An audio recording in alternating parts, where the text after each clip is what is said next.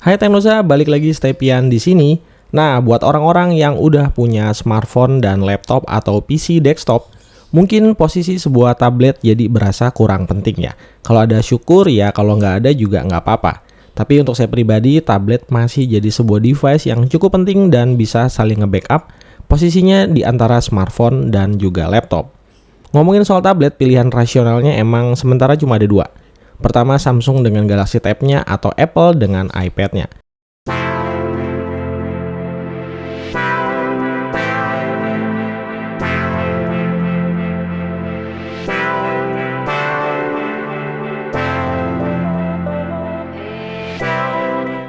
Nah, kebetulan sampai hari ini saya masih aktif pakai iPad Air 4 setelah sebelumnya pindahan dari Galaxy Tab S Series.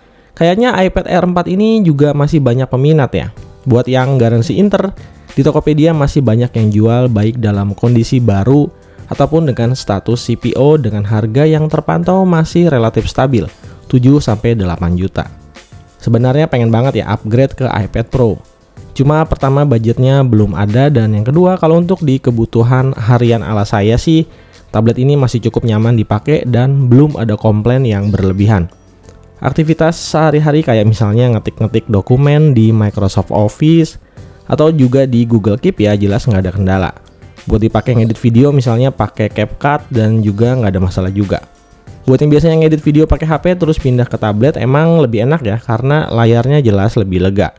Bahkan tablet ini bisa dipakai untuk editing video yang lebih proper karena sekarang DaVinci Resolve sekarang tersedia gratis untuk iPad. Tinggal download dari App Store-nya aja. Buat user yang pengen mirroring ke external display supaya lebih lega atau mau dapetin desktop experience layaknya di PC, iPad Air 4 bisa dipasangin multifunctional USB hub berbarengan sama aksesoris tambahan lainnya. Misalnya kayak keyboard ataupun mouse. Semudah itu emang kalau pakai iPad.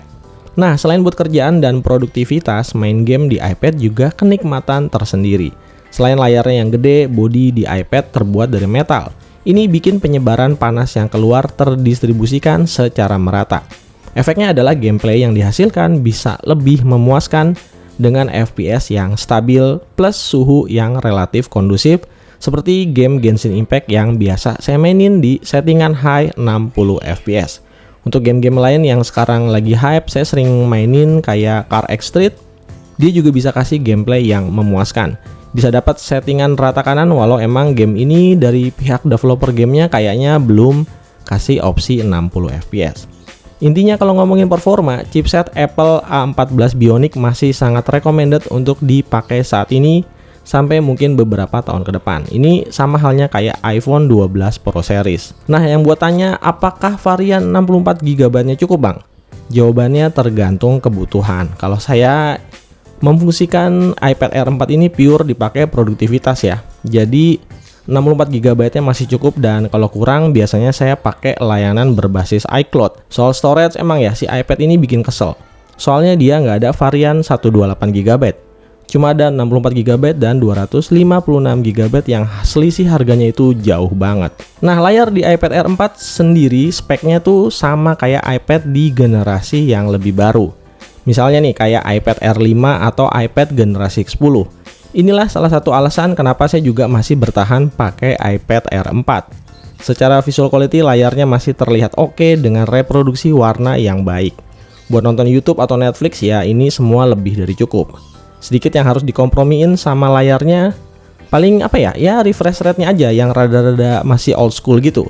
Di saat tablet-tablet dari Android yang lebih murah bisa 90Hz atau bahkan 120Hz. Tapi perlu diingat sekali lagi ini adalah iPad, dan iPad nggak ada kompromi soal responsivitas layar sentuh yang emang udah jadi tradisi dan ciri khas mereka. Sedikit reminder kalau iPad Air 4 juga udah mendukung Apple Pencil generasi kedua dan juga Apple Magic Keyboard yang otomatis ngebuka potensi penggunaan aksesoris third party yang lebih terjangkau. Jadi bisa sesuaikan budgetnya aja. Kalau mampu silakan beli yang original. Kalau budget mepet, beli yang third party juga ya nggak jadi masalah. Dua aksesoris yang bakalan kepake banget buat menunjang urusan ketik-mengetik, edit-mengedit, dan juga coret-mencoret di tablet ini. Kalau kalian lagi cari-cari stylus dan Magic Keyboard third party seperti yang saya pakai ini, monggo dicek aja link pembeliannya di bawah. Pada saat video ini tayang, iPad Air 4 ini berjalan di iPad OS 16.3.1. Secara overall di pemakaian sehari-hari UI-nya sebagaimana iPad pada umumnya, yang kasih feels flawless dan mudah untuk digunakan. Sebenarnya sih kalau boleh jujur agak kecewa juga sama Apple karena hanya kasih fitur Stage Manager di iPad Pro Series dan iPad lain dengan base chipsetnya M Series seperti di iPad Air 5. Tapi rasanya saya masih cukup nyaman ya dengan metode dual apps Windows seperti ini.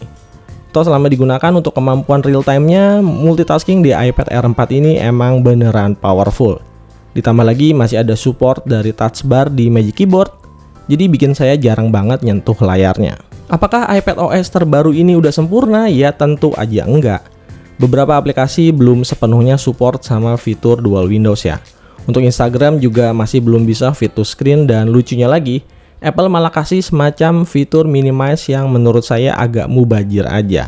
Sisa-sisa keluhan terdahulu kayak misalnya speaker yang ternyata cuma ada 2 bukan 4, atau juga viewfinder kamera selfie-nya yang agak sempit, saya pribadi nggak terlalu ambil pengaruh dan nggak mau pusing juga, karena nggak terlalu ke user experience yang begitu terasa. Toh di iPad saya lebih concern sama stability system dan juga daya tahan baterainya, yang alhamdulillahnya masih awet banget dipakai seharian dalam sekali charge untuk varian unit Wi-Fi only yang saya pakai ini. Termasuk juga untuk charger speed 20 wattnya yang menurut saya masih cukup wajar. Dia ngabisin waktu sekitar 2,5 jam sampai penuh 100%. Oke, kesimpulan saya soal iPad Air 4 di tahun 2023. Tablet ini mungkin agak kelihatan sedikit cupu kalau kita bandingin sama flagship tablet dari universe-nya Android.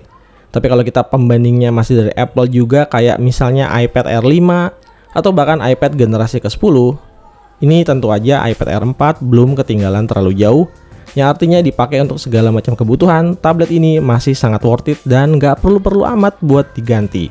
Selama usernya bisa memaksimalkan potensi dengan Apple Pencil maupun Magic Keyboard yang tadi udah saya ceritain. Pokoknya kalau pakai iPad sih fokus aja sama 2 poin utama ya. Pertama, user experience, dan yang kedua, support jangka panjang yang nggak pernah salah.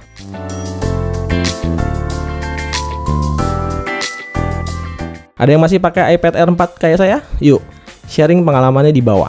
Sekian dulu video kali ini. Like, share, dan subscribe channel ini kalau dirasa bermanfaat.